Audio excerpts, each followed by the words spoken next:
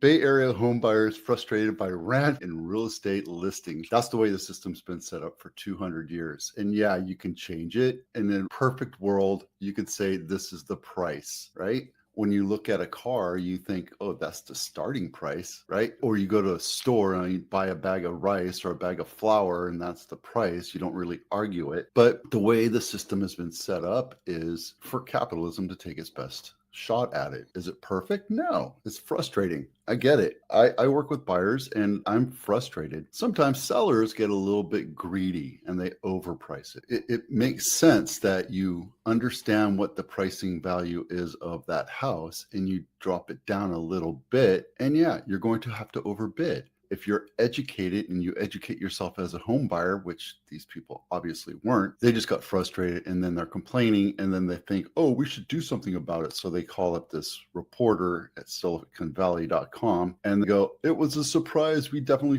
felt like we had to increase our offer price based on the competition. Competition is set to ensure that the seller maximizes their return on investment. It's been like that for years. It's frustrating, but as a listing agent, it's something that I know how to use as a tool to make sure that you as a buyer are going to pay the most money for it. Part of my pitch is I break buyers, because if I have 4 or 5 buyers or 15 or 20 buyers, I'm going to break all of them except for one. And it's a chess game. That's how the negotiation process works. But on the flip side, if I was a seller and I was like, well, we should only just take 1.8 or 1.7, that's what, because they're frustrated. Am I doing my job? Would you hire me if I did that? Or would you fire me? I get it. Across the country, percentage of homes sell above asking price because there's competition. Look here, just in the Bay Area, Alameda County is 66.1% over list price, or of the listings sold, 66% sold over list price. And Santa Clara, 66.6. Sales to list price ratio in Bay Area has fluctuated over time. Yes, times are good. There's more competition. And yeah, I don't know how to explain it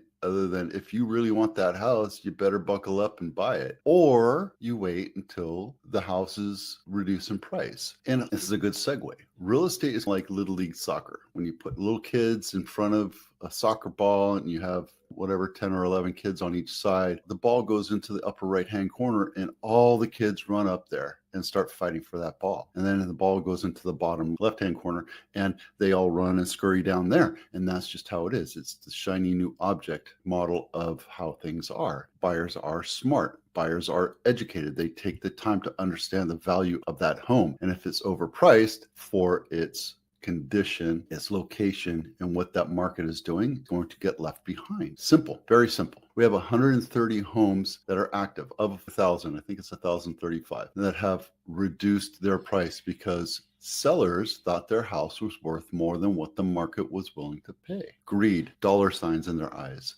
I always say, look, if you overprice your house, you're going to have your house sit. And then the concept is I don't have to sell if I don't want to. Why would I waste my time putting your house on the market, spending $12, $15, $2,000 on getting your house ready for sale, including marketing and selling and what have you? Why would I spend my time and energy if you don't have to sell? So you either sell your house or you don't, or you get somebody else to do it, because I can't waste my time for that. I don't say it with ego or hubris. I'm just saying that if you're going to engage with a real estate agent, make sure you know what you're talking about, because if it sits on market, you're only hurting yourself as a seller. I think I looked at this one right here, Toulouse one right here. Let's take a look at this guy right here. Lean Avenue just popped on market 18 days ago. Original list price was 1.4 or 1.5, 1 to 1 point.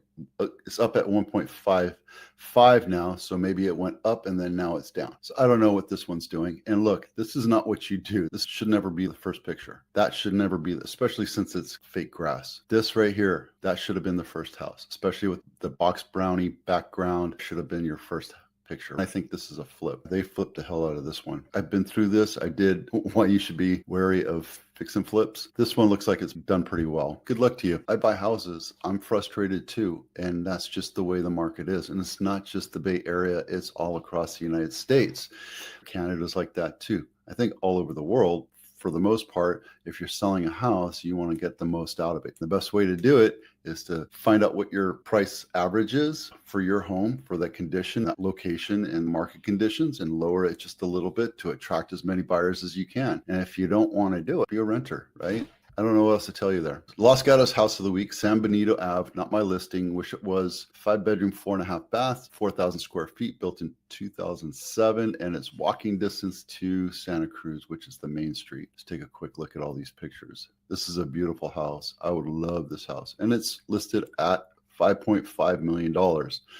Maybe I'll just cut a check. This is awesome. I love the fact that the pool is the tier for a sloped background or backyard. I think it's really nice. Gives you a little bit of depth to your yard. It has an ADU as well, and it comes with floor plans. And it comes with floor plans, and floor plans are great because when you're online shopping, you get to understand and get a look and feel of what that house is going to feel like before you actually step foot into it. And it's the internet, guys. It's the era of the internet. If you can't get floor plans, then why are you in business? This segment of this episode has been brought to you by the home inspection checklist. If you're thinking about selling your house, download this home inspection checklist. This in no way should supersede a professional home inspection. This gets you on your journey to do repairs so that your home inspection isn't huge. All repairs that you do should be documented in your disclosures. It's going to save you a lot of grief in the background. Weekly high-low, we'll get into that in a minute. Here, I wanted to show you something really quick. I'm adding the highest list price and the lowest list price. I think I did this years ago when I first started doing it, and for some reason we've been stuck on the same active for so long it's boring. So I'm reintroducing the highest and lowest list price, and we'll go back to this chart in a second. So let's take a look. Voorhees is the most expensive home sold this week. It's million, and it has one picture because it's sold in 9 days, and it sold for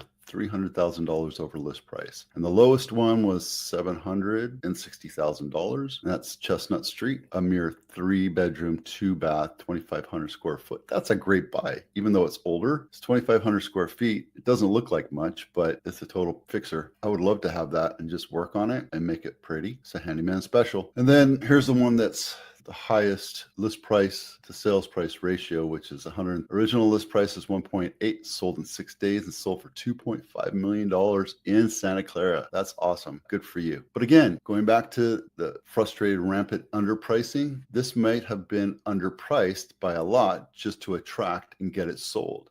It doesn't matter what you list. If you're a buyer's agent, you should be producing a CMA or comparable market analysis on every house you write on. So your buyer is educated on what offer, what price you should be writing on. Because if you're not writing an offer based on comps, your offer is not going to get accepted. And then the lowest list price to sales price is 1.48.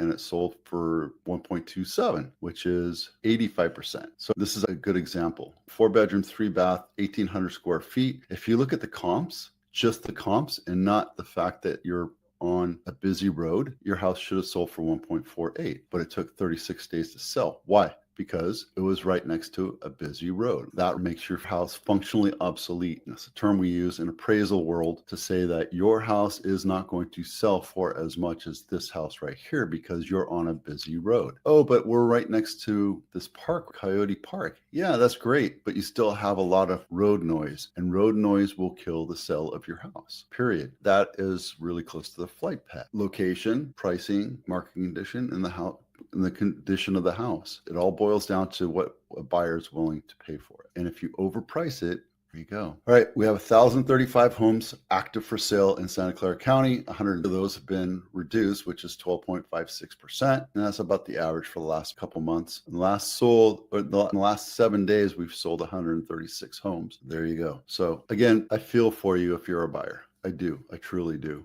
But educate yourself. Understand that if your max price is 1.8 million, go down to 1.6, 1.5, 1.7, and look in that pool. That's what these guys did not do. They got into it, and they, like kids, looked at the brand new listings. They didn't look at houses that have been on a market for 20, 30, 40, 50, 60, 90 days.